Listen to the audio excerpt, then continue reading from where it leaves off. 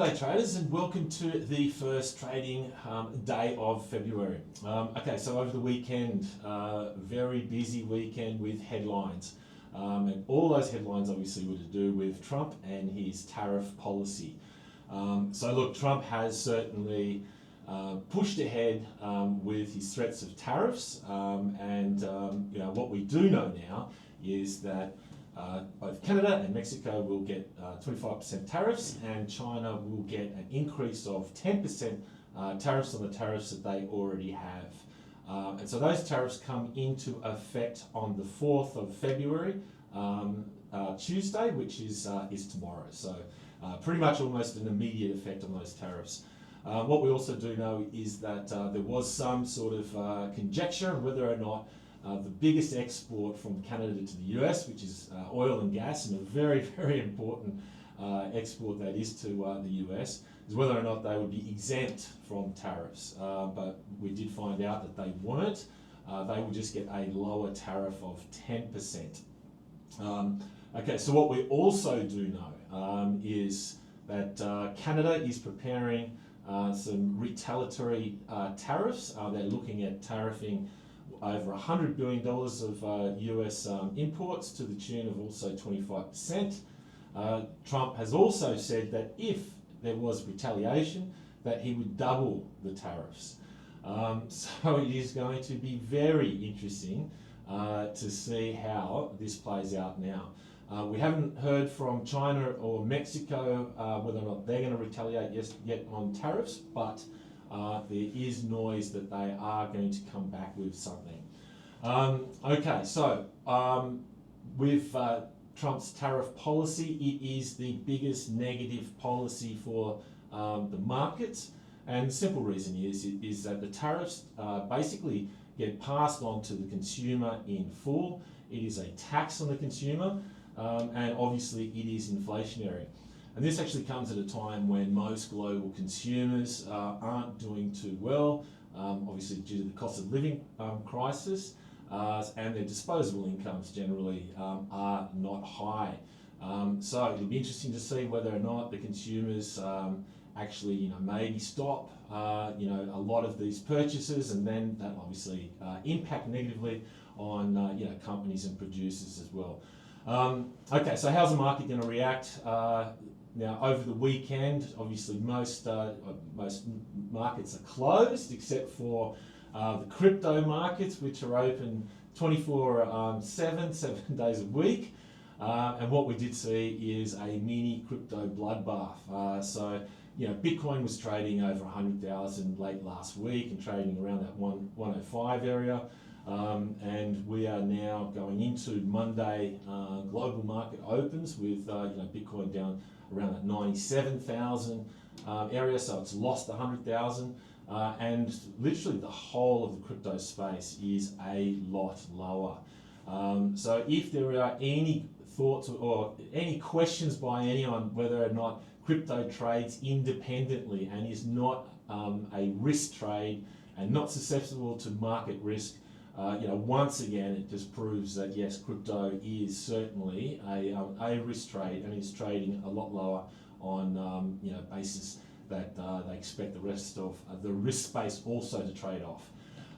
Okay, so for equity markets, I'd suggest we'll probably see S&P and Nasdaq anywhere down between 1% and 2%. We've already seen the first market open in Asia and globally, and that's in New Zealand, and the NSX 550 is opening down 2%. Okay, so in the currency space, every time we talk about tariffs, it's always been a US dollar positive. So imagine that we're going to see a spike up in dollar CAD, dollar Mexico, and also dollar China, dollar CNH.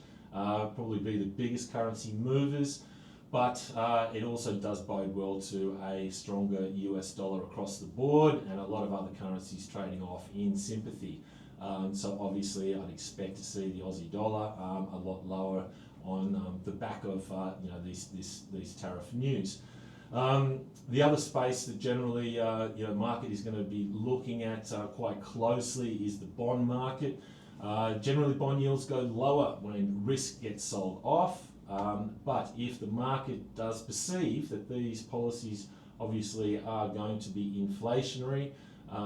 We could see those bond yields higher. US 10-year yields and 2-year yields have been trading around 4.2% for 2 years and around about 4.5 for 10 years, over the last week. Really been flatlining, not doing too much. So definitely market will be looking at that, and I'd suggest if those bond yields do start spiking back up, that's going to be another negative for risk in general. Okay, so yes, prepare yourself for a messy open to start the week, and obviously these headlines are not going to stop, because obviously if we do get retaliation, and then down the track also, we're expecting Trump to start focusing on Europe and tariffs for Europe as well. And finally, just the last thoughts on this is that when Trump was asked about the market reaction with respect to his tariff policy, and he said he didn't care what the market does. So I guess that is also something that the market probably didn't want to hear. Okay, so this week there is a couple of risk events on the radar. The first one is the Bank of England. We've had a lot of central bank meetings recently, and the BOE does meet on Thursday. They are expected to cut rates by 25 basis points, down to 4.5%. So if you are a sterling trader or trading FTSE, no doubt focusing on that meeting will be a priority. And on Friday is when we get some top tier US data again. We get non-farm payrolls. Market's expecting for that a headline number around about plus 170,000 jobs added, and the unemployment rate to be stable at 4.1%. Now, one of the things about January, generally, seasonality for employment is generally quite strong. In the past 5 years on January, we've seen pretty much the biggest payrolls numbers, and we've actually seen a few prints that have been over a whopping 300,000.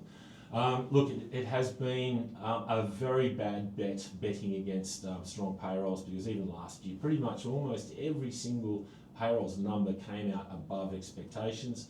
It's also one of the reasons why the Fed has paused and is in no rush to cut rates again.